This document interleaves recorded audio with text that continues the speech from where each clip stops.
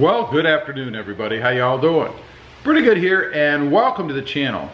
You know, I've got the Jeep sitting behind me here, and a few people have asked, where's the Jeep? What's going on with the Jeep? Where's the Jeep been?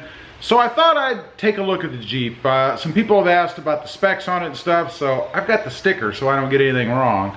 I'm not gonna go over every little detail, but just hit a few highlights of it. And we're gonna pull it outside in the sun where you can see it and show you guys around it a little bit. So what it is, it's a 2018 Wrangler Sport 4x4. Now, it is in a, what they call a pumpkin metallic. That's this lovely orange pumpkin-like color. That's what my wife wanted, so it's her Jeep. So we got the pumpkin metallic. It has a black cloth interior, which you guys will see in a minute. Let's see, it is a 3.6 liter V6 24 valve engine with an 8-speed automatic transmission. Now I believe, except for the transmission, it's pretty similar to the Tacoma up there. I believe that is a 3.6 liter, I think. Close, if it's not. Let's see, it has a 3.45 axle gear ratio on it. Let's see, what else can I tell you about it? It has the Uconnect 5-inch display inside, the radio with Apple CarPlay. Pretty darn cool. I like that a lot, actually. I wish that the Tacoma or the Tundra down here had that in it, but it doesn't. It had 17-inch by 7.5-inch, they call it Tech Silver aluminum wheels. Doesn't have that anymore. You guys that have seen it on the channel know we changed that pretty quick, but I'll show you those in a minute too. It is the Sun Rider soft top, which means you can flip the top from here to here back and kind of have like a Targa top, sort of, I guess, or a sunroof, for lack of a better description. By the way, going back to the radio, it does have the Google Android feature on it as well. So it's Apple CarPlay and Google Android Auto capable. The only thing I don't like about this Jeep is it has the stop-start technology. Now, the stop-start that's on it, of course it has the button. You can push a button and you can disable it, but it resets every time, so you have to do that every time. I'm not a big fan of that. Matter of fact, I can't stand that. But this Jeep has it on it. So anyway, that's just hitting a few of the highlights on it. Like I say, I'm gonna back it out. We're gonna take a look at it in the sunshine. Okay, we've got it outside now in the sunshine. You guys can really see that pumpkin metallic color. I think it looks really good on this Jeep, to be honest. Probably one of my favorite colors for this Jeep, especially with the way that it's been done.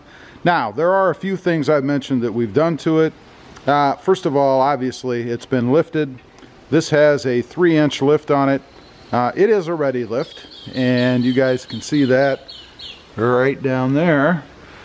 We did change the wheels and tires. These are fuel wheels. They're 20-inch wheels, and they are the Nitto Ridge Grappler tires. They're a 295 55 R20, and they are a 10-ply, and they are quite a meaty tire. And I gotta tell you, on the Jeep, they just look fantastic. You guys can see here from the front, we do have a bit of an offset on them, front to back. You guys can see there, and it just makes the Jeep look tough, in my opinion. There you go. Get a good angle over here. The wheel's probably turned a little bit further on this side, I think. But it just looks awesome. Now, as far as mods or anything on this Jeep, there are some more in addition to the lift and the wheels and the tires. Just a few small things right now, nothing major. We did change out the antenna. Something shorter, obviously. Otherwise, it had that giant whip antenna on it.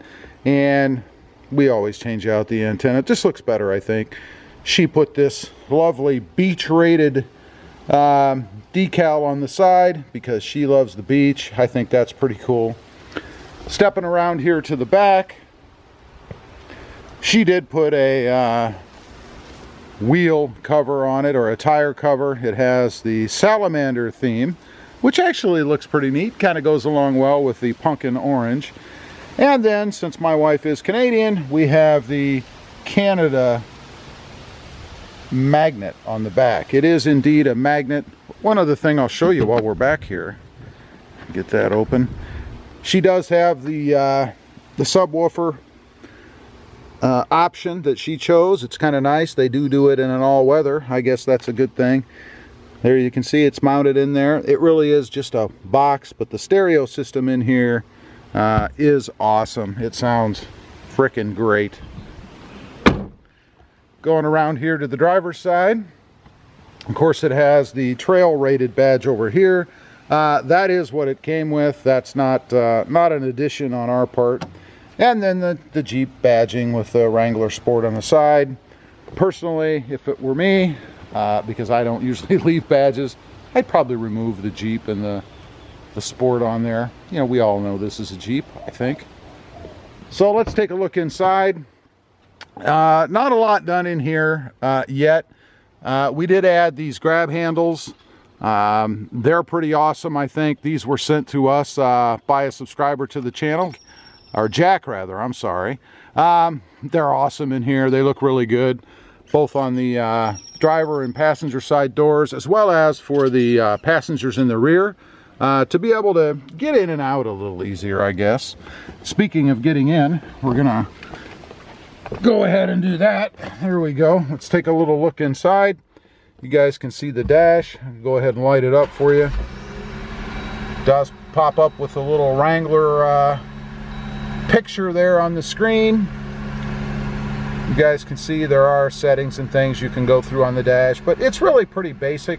I do like that it shows the miles per hour as a number, digitally if you will, as opposed to just a speedometer, but it has both, of course.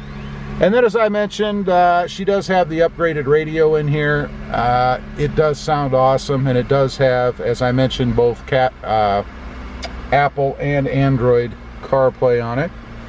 Steering wheel, just your usual stuff. It says Jeep, of course, and your usual controls and those kind of things.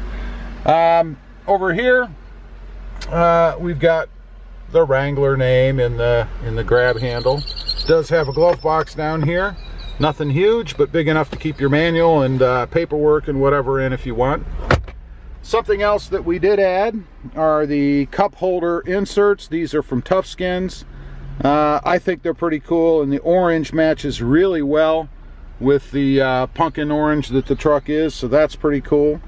Of course, it is four-wheel drive. You have your four-wheel drive selector here, your gear selector here, and then also they have the little Jeep insignia on the shifter. I believe there are several little Jeep icons around the vehicle. Pretty neat. Now, moving over here to the center console. Nothing huge, but it does have a USB port in there. And again, you can store some stuff. In the top here, a little bit more storage area. As you can see, she keeps her little charging thing in there because this does not have the charging pad in it. And then taking a look in the rear, not tons of room back there, but definitely for short trips or whatever, you could certainly fit. And up top we have the sound bar, one speaker on each side, as well as speakers in the front. Like I say, the radio system in here is awesome. And lastly, the rest of the gauge work and controls here in the front. You have your HVAC stuff, as well as some traction control. This is the dreaded button to stop the auto off on, or stop start I should say. Hate this. There, now it's turned off. We're not going anywhere, but it's turned off. And then down below here, little 12-volt port. Your windows in the Jeep, of course, are in the middle rather, and it does have power windows. And then a little media center here. Got a little charging port, auxiliary port, and then another USB port down here below. So lots of ports for stuff. This does come with the all-weather floor mats. They do say Jeep on them over there, you can see. So that's pretty cool. In a second, we're gonna pop the hood real quick and take a look under there. For those of you that aren't familiar, opening the hood of a Jeep, a little bit different than other vehicles.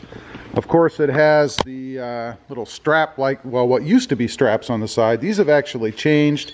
They're not the rubber straps anymore. They're more of a solid plastic now. One on each side. And then it does have a, the little handled thing under here, which I always have to find. All right, and it just pushes, actually. You put your hand under there and it just pushes over. A little spring loaded there, and you can put it up. No struts in here. Would be nice if this had struts in it, but it doesn't. You guys can see the power plant here. As is typical today, you'd need a shoehorn to get it out. No room for anything under here. But that is the Jeep power plant.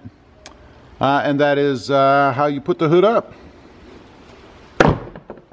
Again, to fasten it down, you just rehook it, if you will. Kind of a two-hand job. Like so over there. And then like so over there. Here's the front end, and I'll ask you guys a question. What do these slots in the front of the grill signify? There are 2, 4, 6, 7 of them. Anybody know what that means? Leave a comment down below, let me know.